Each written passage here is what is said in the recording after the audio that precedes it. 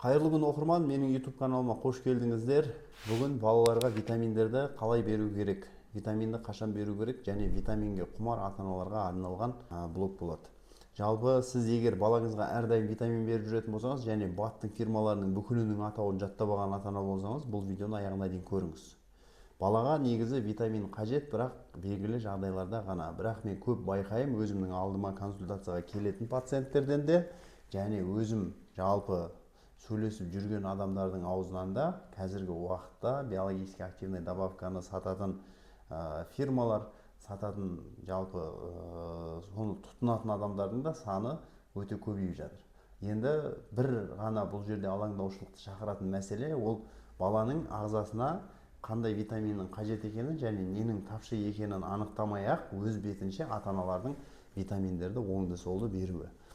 Сіз ойлауыңыз мүмкін, бұл витаминнің мақсаты тек қана балаға пайда алып келуде. Ол олай емес, шамадан тыс қолданылған кез келген препарат болсын, ол биологически активный добавка болсын, витамин тобы болсын, шамадан тыс қолданылатын болса, әрине баланың ағзасына зиян. Ол бірінші кезекте ас қорыту жүйесіне, метаболизмге, зат алмасу процесіне және баланың ішкі ағзаларына да зиянын келтіруі мүмкін. Қарапайым сіз әрдайым естіп жүретін темір, кальций, магний, железо, цинк, D3 деген сияқты витаминдердің өзі сіздің балаңызға зиянсыз болмауы мүмкін. Неге? Өйткені ағзаның өзіне шақталған нормасы бар. Нормалық ережелер әшейін шыққан жоқ. Оны аспаннан ешкім алған жоқ. Ағзаның дұрыс жұмысын қамтамасыз ету үшін арнайы шекаралар бар. Төменгі шекара және жоғарғы шекарасы. Мысалға сіз D3-ді алатын болсаңыз, оның төменгі границасы 30 нанограмм. 30 нанограммнан төмен болса, ол бізде емдік мақсатта қолданыламыз. 30 нанограммнан жоғары болатын болса, бірақ 50-ден асып алса, ол кезде біз профилактикалық поддерживающий дозада витаминді қолдансақ болады.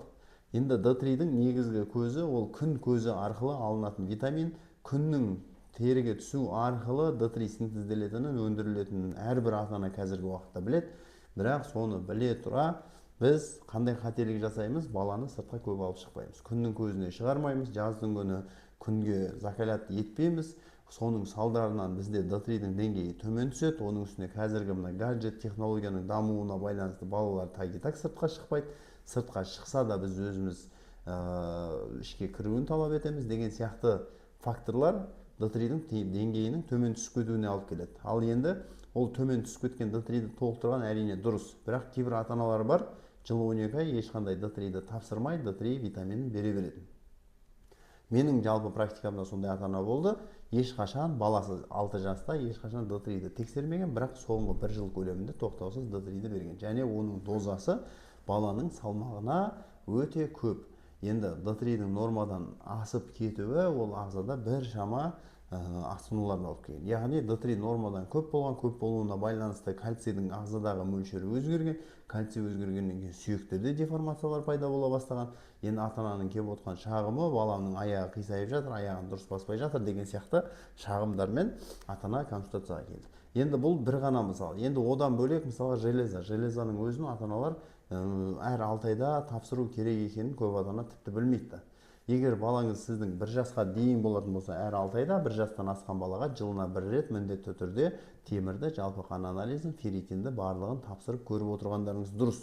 Одан бөлек мультивитаминдер, поливитаминдер аппетитін ашады, токсинді тазалайды, ішекті тазалайды, баланың ас қорытуын жақсартады, салмақ қостырады деген сияқты түрлі предлогтармен бізде фирмалар өзінің өнімдерін ұсынып жатыр. Оның әрбіріне құлақ асып, әрбіріне жүгіне берудің қажет жоқ. Тағы бір мысал, мен қазір атын ұмытып қалдым, араның суреті бар витаминді бір ата-ана келді, қанша мыңға алған? 380 мыңға ма алған? Соны баласына беріп жатыр. Оның мақсаты құртты түсіру, салмақ қоздыру. Ал оның құрамын сіз егер зерттеп қарайтын болсаңыз, ондай құртқа антипаразиттардың ешқандай эффект ол жерде жоқ. Себебі құрттың личинкасы болсын, құрттың өзі болсын, жұмыртқасын жоюға арнайы механизм арқылы ғана жүзеге асады ол нәрсе, яғни дәрілік препараттар арқылы. Тіпті құртты жудырып шайдырудың да зияндары бар, және ол недоказанный эффект екенін мен сізге толыққанды айта аламын. Енді былайша келсек, сіздерге мен бұл видеода айтқым келіп отырған ақпарат, кез келген витаминді балаға беру алдында сіз міндетті түрде анализдерді тапсырыңыз. Жалпы қан анализі, ферритинді, железаны, D3-ді, магнийді, цинкті тапсырыңыз.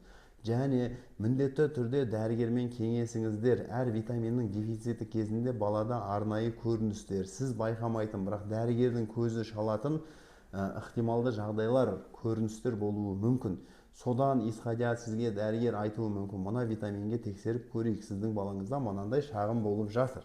Сол кезде ғана тексеріп, дефицит болған жағдайда ғана витаминдерді алып беріңіз, доказанный лечебный дозадағы мөлшерлерін қолданыңыздар. Себебі кейбір препараттар бар, мультивитамин дейді, ішінде витамин группы В, В1, В2, В5 дейді. Бірақ барлығын қарасаң, дозасы өте аз дозада. Оны ішкеннен ішпегеннің разницасы жоқ, былайша айтқанда. Сол үшін сондай маркетинговый ходқа, маркетинговый әдістерге ілініп қалмаңыздар. Балаларыңыздың денсаулығын қорғаңыздар, өзіңіздің қалтаңыздағы ақшаға да ұқыпты болыңыздар. Егер витамин туралы нақты ақпараттар қажет болатын болса, әрдайым мен сіздерге ашықпын, кеңес беруге әрдайым дайынмын. Менің парақшама тіркеліп алыңыздар, сіздерге әрқашан пайдалы ақпаратты беріп отыратын боламын. Парақшаға тіркелуді дәл қазір ұмытпаңыз. Ойыңызды, пікіріңізді және балаңызға қазір қандай витамин беріп жатсыз, комментарийге жазып беріңіз.